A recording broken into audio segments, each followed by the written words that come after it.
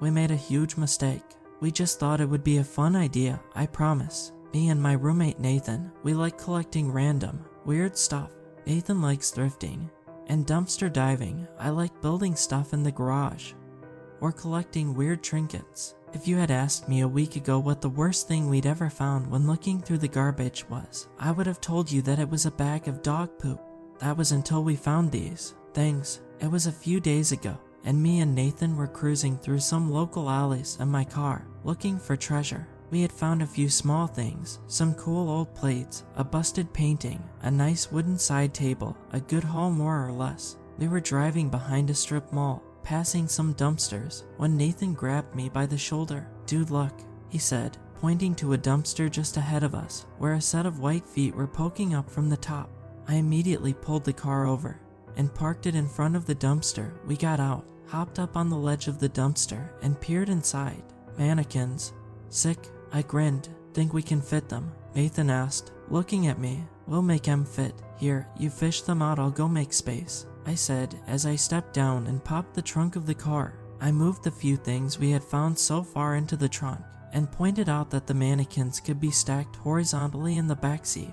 There were 3 of them, definitely not brand new, but not too bad for a dumpster find. A few scuffs and scratches here and there, but it wouldn't be a problem. This was a good enough find to make us return home satisfied with our catch, which we did. We unloaded and stacked everything in the garage and brushed off our new treasure, the mannequins. "What should we do with them?" Nathan asked.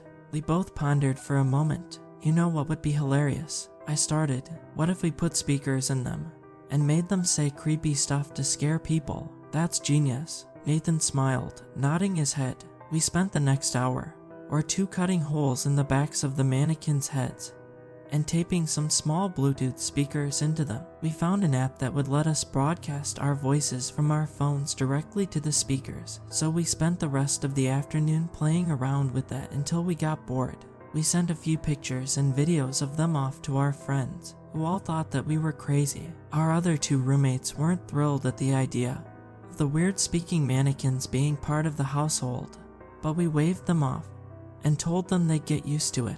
I wish we'd listened to them. It was the next morning, as I was having a cup of coffee and browsing Instagram at the kitchen table, that Nathan came into the kitchen, laughing. As soon as he saw me, "You got me good with that one last night," he said. "Huh, the mannequin you put outside my bedroom door. Real spooky." "Wasn't me," I said. "Must have been Amy. Or Sunny." "Yeah, sure, whatever. I'm gonna get you back though, just you wait," Nathan said with a dismissive wave of his hand as he took a cup of coffee for himself and went back upstairs. That day passed as any Sunday would, mostly doing nothing, a bit of cleaning around the house. Later in the evening, we invited a couple friends over so that we could crack open a few beers and have a fire in the backyard. We showed off our mannequins, and everyone hated them except for me and Nathan. We didn't really care though, but we put them back inside so that they wouldn't bother people too much. "Going to the bathroom. Anyone need anything?" I asked, standing up from the fire. 1 or 2 people wanted beers, so I nodded and went inside. The bathroom door was slightly ajar, and the lights were off, so I figured nobody was in there. I pushed the bathroom door open and gasped, jumping back suddenly as I saw one of the mannequins standing in the middle of the bathroom. "Boo," came a voice from the speaker in its head. "Oh, screw off," I said as my fright turned into laughter. I picked up the mannequin and carried it to the living room. "Put me down, put me down," the mannequin cried as I carried it. "Unhand me, Ryan." "Shut it, Nathan," I said as I propped the mannequin in the corner of the living room. I went back outside with the requested beers and flipped Nathan off as I stepped down the deck stairs. He laughed and waved me off. We spent the rest of the night drinking and laughing. The fire was turning into coals, and most of our friends had left by about 2 in the morning. I finished my final beer and told everyone goodnight as I chucked the can on our pile of empties. I stumbled back inside and pushed my bedroom door open. I was too drunk to be scared this time, so I merely chuckled to see all 3 mannequins lined up on the far side of my bed. One of them had its arm extended, the hand gesturing to the bed. "Sleepy time," said one of the mannequins. I sighed and moved all of them back out to the living room, wondering if rescuing these things was going to be more of a hassle then it was worth. I went back to my room and closed my door and crawled into bed, falling asleep to the peaceful hum of the air conditioning. I woke up late and rolled over to check my phone. I scrolled through a few Instagram notifications, checked the news on Reddit, and then almost had a heart attack when I got out of bed to make my way to the bathroom. "Rise and shine," said the mannequin standing at the foot of my bed. The faces of the mannequins we had found were the blank, smooth kind without detailing, but Nathan had evidently drawn a smiley face in Sharpie on this one. I reached over to my nightstand and angrily threw a copy of Game of Thrones at the mannequin, which hit it square in the chest and sent it toppling over backwards to the ground. "Ouchie," it said from the floor. I threw on a bathrobe and left the room. I showered and generally went about my Sunday. When I returned to my room to get dressed, the stupid mannequin was still sprawled on the floor with the stupid smile on its face. I grabbed it by the arm and dragged it to the living room, where I propped it up with the other mannequins, which now also had smiley faces drawn on their blank, smooth heads. Sunny worked late that day, and Nathan and Amy were out doing something, so I had the house to myself. After I spent most of the day reading and playing some video games, I decided I would finish off the last few beers left in the case from yesterday. I grabbed one out of the fridge, took a cigarette from my pack, and stepped out onto the back deck.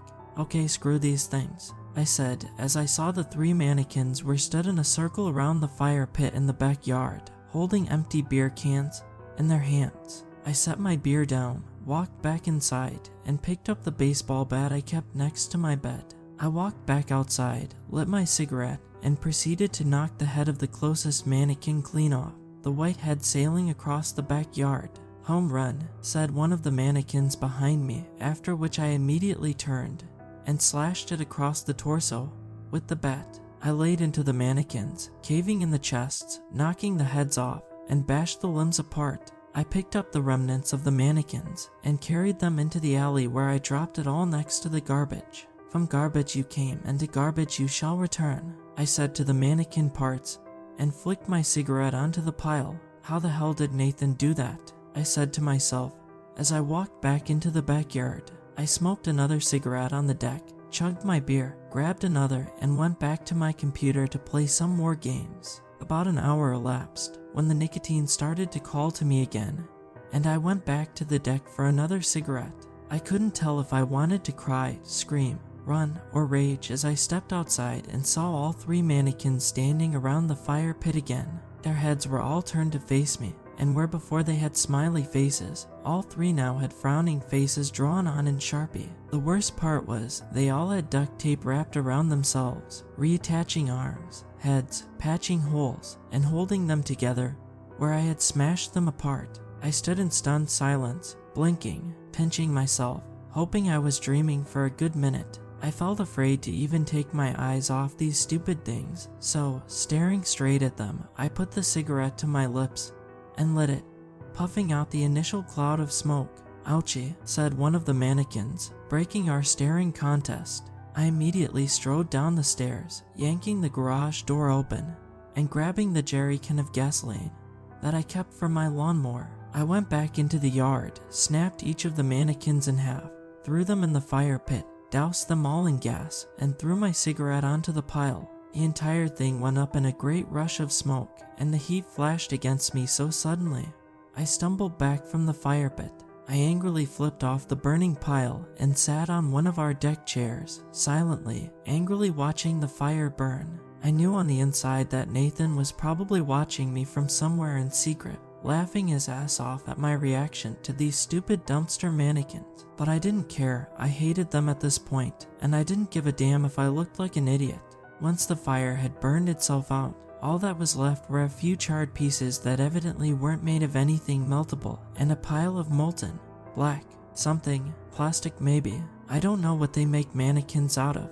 I angrily made my way back inside the house, heading for my office. I was walking by the living room when I heard it. Hut. I stopped dead, too afraid to look.